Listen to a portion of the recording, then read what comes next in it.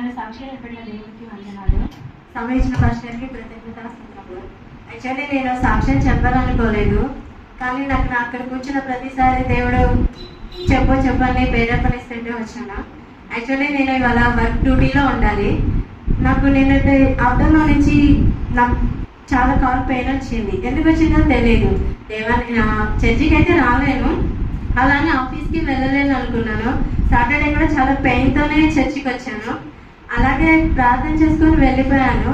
Morning పడుకున్నాను కానీ నిద్ర పట్టట్లేదు.